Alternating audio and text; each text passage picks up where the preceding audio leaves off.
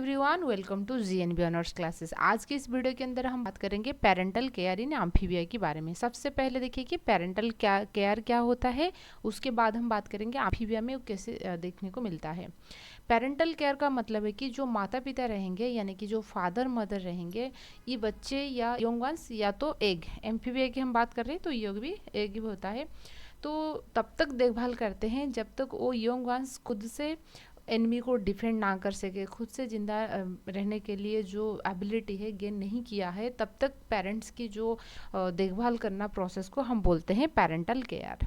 Parental care होने की वजह से सर्वाइवलिटी की जो रेट है वो इंक्रीज हो जाता है। पेरेंटल केयर नहीं है तो कोई एनिमी और प्रेडेटर उसको खा लेगा, लेकिन पेरेंटल केयर रहेगा तो पेरेंट उसको प्रोटेक्ट कर लेंगे। ठीक है, एम्फीबिया के केस में क्या होता है, उनके केस में बोथ मेल एंड फीमेल दोनों पेरेंटल केयर शो करते हैं और दोनों 50-50 पेरेंटल केयर शो करते हैं। ह्यूमन के केस में क्या होता है, मदर ज़्यादातर पेरेंटल केयर शो करता है, लेकिन उनके केस में 50-50। ठीक है, तो उनमें बात करेंगे एम्फीबिया की। हमने क्लास एम्फीबिया के अंदर 3 ऑर्डर देखा था एम्फीबिया के क्लासिफिकेशंस के अंदर। तो उनमें एक होता है आपोडा। क्लास पे 3 ऑर्डर है। ऑर्डर 1 आपोडा, मतलब कि जिसके पास लेग नहीं होता है, वो स्नेक जैसे होता है आपके देखने के लिए। और यूरिडेला एंड आन्यूरा। आन्यूरी के केस में मेल जो होते हैं ज़्यादा पेरेंटल केयर शो करते हैं एज कम्पेयर टू फीमेल। ये दोनों में मेल फीमेल बराबर रहते हैं। ठीक है, अच्छा, तो यदि पेरेंटल केयर की बात करेंगे एम्फीबिया के केस में, उनकी 2 कैटेगरी के हमने उसको कैटेगराइज किए हैं। एक तो होता है उन्होंने पेरेंटल केयर शो करने के लिए कुछ नेस्ट बना देते हैं, कुछ शेल्टर बनाते हैं। और क्या होते हैं डायरेक्ट केयरिंग, खुद की बॉडी के अंदर कुछ मॉडिफिकेशंस लाएंगे, फिर उसकी बॉडी के अंदर बियर करके रखेंगे। ठीक है, तो प्रोटेक्शन बाय नेस्ट, ठीक है ना, नेस्ट समझ रहे हो ना, इस तरीके से जैसे बार्ड्स वगैरह होते हैं ना, नेस्ट बनाते हैं हम लोग, जैसे घर बनाते हैं वो ऐसे कुछ बना लेंगे, नेस्ट बना लेंगे। और कुछ होते हैं डायरेक्ट पैरेटिंग, यहाँ पे जैसे फोटो पे देख सकते हो ये अलाइड्स होते हैं, मिड वाइप टोड होता है, वो उनकी बैक साइड्स में सारे एक को पकड़ के रखा है। ठीक है ना, ये डायरेक्ट पेरेंटिंग होता है। तो 2 तरीके के हो गया। सबसे पहले हम बात करेंगे प्रोटेक्शन बाय नेस्ट के बारे में।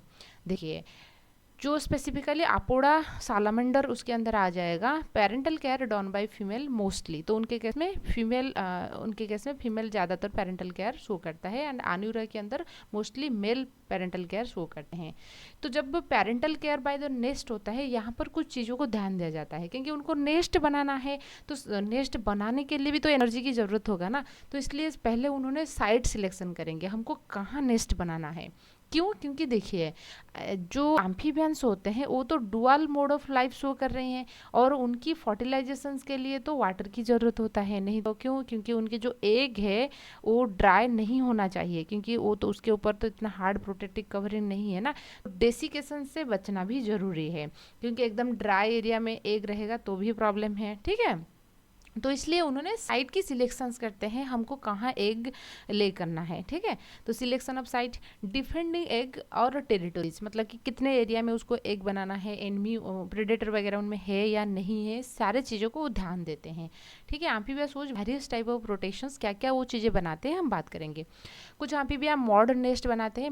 मॉड मतलब कि जो दलदला होता है ना, तो उसमें वो बनाते हैं नमी एरिया के अंदर। कुछ ट्री फ्रॉग होते हैं, राकापोरोसेलेजली आपने पढ़े होंगे शायद, तो उन्होंने पत्तियों के अंदर भी बनाते हैं, हम बात करेंगे डिटेल्स। और एक फोम नेस्ट होता है और जिलेटिनस बैग।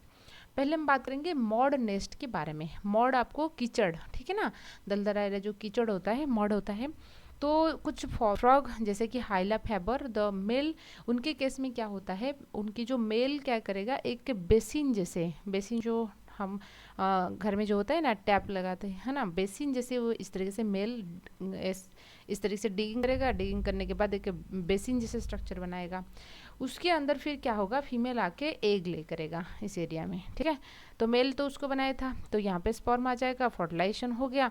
फर्टिलाइजेशन होने के बाद टैडपोल डेवलप हो जाएगा, और टैडपोल तब तक यहाँ पे रहता है जब तक वो खुद ही उस बाउंड्री को क्रॉस करके नहीं गया है। ठीक है, और ये मॉड एरिया है यानी कि कीचड़ है, पानी तो उसके अगल बगल में ही रहेगा, समझ रहे हो ना, तो इसलिए उन्होंने इस तरीके से मॉड नेस्ट बनाते हैं। ठीक है, अच्छा, नेक्स्ट बात करेंगे आपकी ट्री नेस्ट, जो राकाफेरोसेलेजली ट्री फ्रॉग हो गया, आप यहाँ इसको देख सकते हो। ये क्या कर रहा है, मान लीजिए ये वाटर बॉडीज है, वाटर बॉडीज के आसपास जो ट्रीज रहते हैं, ट्रीज की जो ब्रांच ब्रांचेस रहेगा, या तो उनकी जो लीव्स रहेगा वो हैंग ओवर करता है ना पानी की तरफ, ठीक है ना, हैंगिंग होके पानी की तरफ रहता है। मान लीजिए ये वाटर बॉडीज है, कोई तालाब है, ठीक है ना, पॉन्ड है, तो यहाँ पे वो क्या करेंगे, उनकी जो एग है वही ट्री लिप्स सम स्टिकी सब्सटेंसेस वो सीक्रेट करते हैं, और वही स्टिकी सब्सटेंसेस की वजह से उनकी एग जो है वही लीफ के अंदर चिपक के रह जाता है। समझ पाए ना बातें। सबसे पहला है कि कौन सी ट्री को प्रिफर करेंगे, ऐसा ट्री जो वाटर बॉडीज के आसपास है, ठीक है। तो उन्होंने क्या करेंगे, वही ट्री की पत्तियां हो गया या तो ब्रांचेस हो गया, उनमें उनकी एग को ले करते हैं, और वो एग उसमें कैसे चिपक के रहेगा, उसमें उन्होंने कुछ स्टिकी सब्सटेंसेस रिलीज करवाते हैं, जिस वजह से उनकी लिप्स के अंदर एग इस तरीके से चिपक के रहेगा। होने के बाद कुछ टाइम के बाद जब फर्टिलाइजेशन होगा टैडपोल बनने के बाद, वो क्या होता है, फिर आ जाता है पानी के अंदर, ठीक है।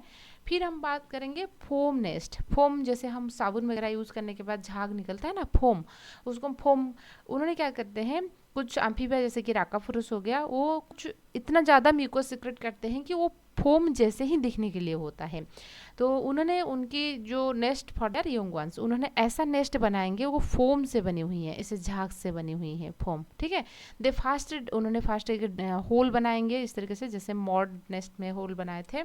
तो उसके बाद उन्होंने वही सिक्रेशन करेंगे, वही म्यूकस जो कि फोम जैसे ही होता है, और पूरा का पूरा उसको सराउंडिंग करके ही रहेगा। आपने शायद मार्क किए होंगे वाटर बॉडीज में थोड़े थोड़े फोम जैसे चीज़ें फ्लोट करते हुए आपने शायद दिखे होगा, तो वो होता है उनकी फोम नेस्ट होता है, और उसके अंदर ही उन्होंने फीमेल एग ले करेगा, और वहीं पे फर्टिलाइजेशन होगा, टैडपोल वहीं पे डेवलप होगा। एंड जब रेनी सीजन होता है तो ये फोम बारिश की पानी के अंदर आने के बाद वो फिर डिस्ट्रॉय हो जाता है, और एक बार टैडपोल बनने के बाद वो वाटर बॉडीज को चले जाएंगे, ठीक है, समझ में है ना। फिर उसके बाद देखेंगे जिलेटिनियस बैग, मतलब कि ऐसा पाउच लाइक स्ट्रक्चर जो कि एकदम ट्रांसपेरेंट है। जिलेटिनस का मतलब है कि ट्रांसपेरेंट, एकदम पतली सी झिल्ली जैसे होता है, ट्रांसपेरेंट होता है, ठीक है, ट्रांसपेरेंट होता है। वो स्पेसिफिकली क्या करेंगे, देखिए सैलामेंड्रल की केस में क्या होता है, उन्होंने एक जिलेटिनस एग इस तरीके से बैग जैसे स्ट्रक्चर बनाएंगे, ट्रांसपेरेंट बैग जैसे स्ट्रक्चर बनाएंगे। This bags are attach to the object. उन्होंने क्या करेंगे, पानी के अंदर जो भी ऑब्जेक्ट है, मान लीजिए पानी के अंदर कोई स्टिक पड़ा हुआ है, देखा है कभी कभी इस तरह से लाल जैसे आपको लगेगा, म्यूकस जैसे चिपचिपा लगेगा, तो उन्होंने वही ऑब्जेक्ट की साथ क्या करेंगे, this bag attached with the object with the present in the water.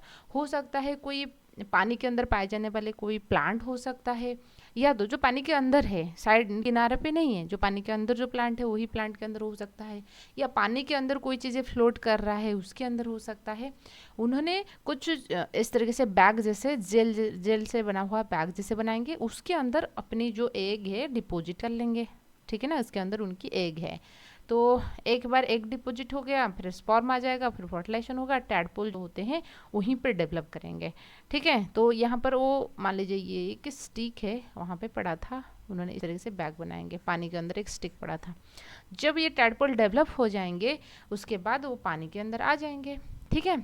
अच्छा, नेक्स्ट बात करेंगे डायरेक्ट केयरिंग। डायरेक्ट केयरिंग के केस में क्या होता है, पेरेंट्स की बॉडी में ही डायरेक्टली अटैचमेंट रहेंगे, यहाँ पर कोई भी चीज़ें बनाने के लिए ज़रूरत नहीं है, ठीक है।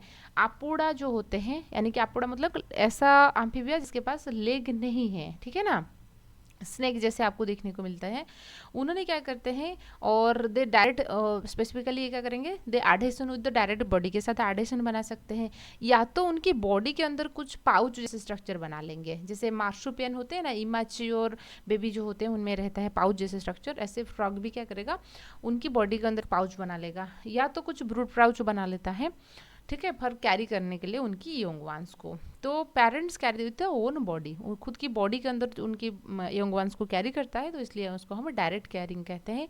यहाँ पे आपको 3 चीज़ दिखना है, कॉइलिंग अराउंड एग, जैसे स्नेक वगैरह होते हैं ना, इसकी चारों तरफ एक की चारों तरफ उनकी बॉडी को इस तरीके से कवर कर लेते हैं, उसी तरीके से आपका ये देखने को मिलेगा, ठीक है। और एग्स ग्लूड टू बॉडी, एक से कुछ ग्लूड सब्सटेंसेस यानी कि स्टिकी सब्सटेंसेस होगा जो कि बॉडी से अटैच होकर रहता है, एंड उनकी बैक पाउच के अंदर। तो वन बाय वन डिस्कस करेंगे। देखिए, कॉइलिंग अराउंड एग, अपोडा यानी कि ऐसा ऑर्गेनिज्म जिसके पास लेग नहीं है, जो कि स्नेक जैसे दिखने को मिलते हैं, स्नेक जैसे स्ट्रक्चर है ना, सांप जैसे हैं। तो ये क्या करेंगे, इस तरीके से जब राउंड होंगे, इस राउंड के अंदर आपकी उनकी एग रह जाएगा। ठीक है, female lays egg in burrow in damp soil and carefully guard them by coiling. तो उन्होंने जो डैम्प सॉइल यानी कि दलदला एरिया जो होते हैं वहीं पे एग लेइंग करेंगे।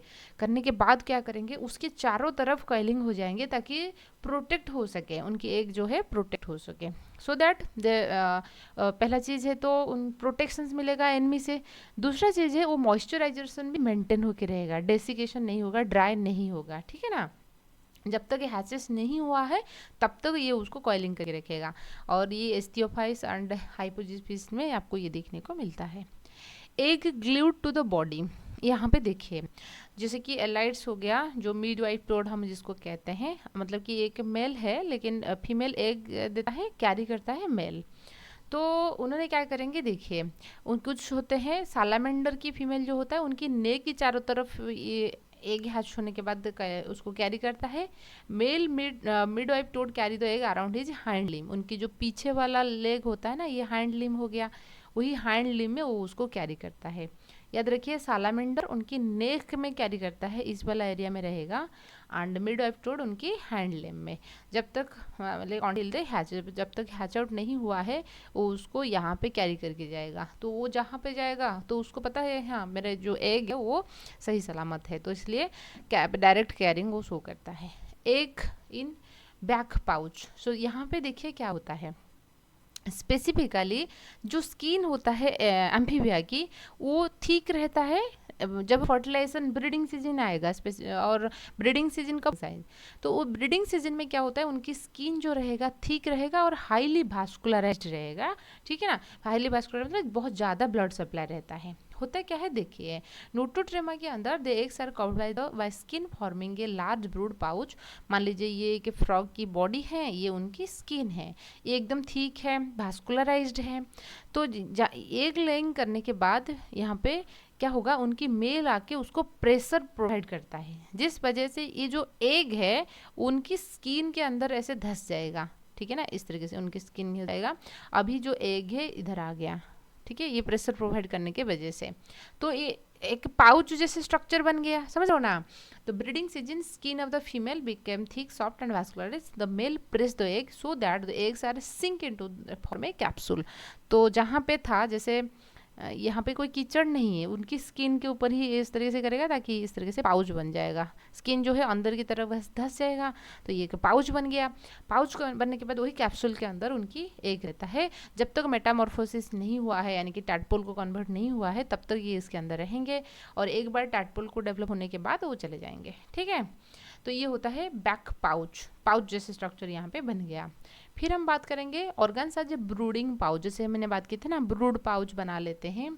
राइनोडर्मा के केस में क्या होता है, मिनिमम दो एक को ये क्या करेंगे, उनकी जो वोकल सैक है, ठीक है, वोकल सैक माउथ वाला हिस्सा हो गया, यहाँ पे उनके होता है वोकल सैक, उसके अंदर उन्होंने मिनिमम दो लेग को बियर करके रखेंगे। कंप्लीट डेवलपमेंट जब तक नहीं हुआ है यानी कि हैचेस करेगा, उसके बाद टैडपोल से जब तक कंप्लीट आपकी टोड को कन्वर्ट होगा तब तक ये उसको बियर करके रखता है, तो उसको हम ब्रूडिंग पाउच कहते हैं, यानी कि एक एक्स्ट्रा आउट ग्रोथ होता है वोकल सैक की। ठीक है, नेक्स्ट बात करेंगे विविपेरेट।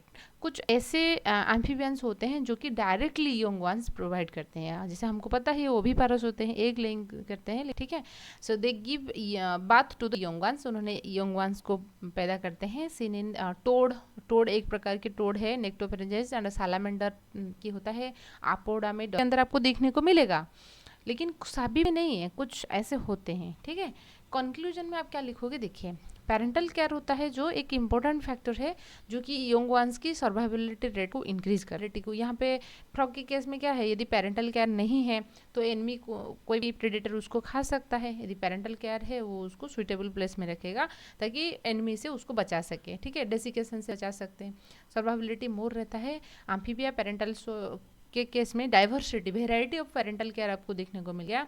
So against enemies, for keeping the egg moisture रखने के लिए, प्रोटेक्ट करने के लिए एनमी से, एंड अगेंस्ट द डेसिकेशन, क्योंकि ये तो उनकी फर्टिलाइजेशन जो है उसके लिए तो वाटर की ज़रूरत होता है, उनकी एग्स को डेसिकेशन से बचाने के लिए भी ये पेरेंटल केयर शो करते हैं।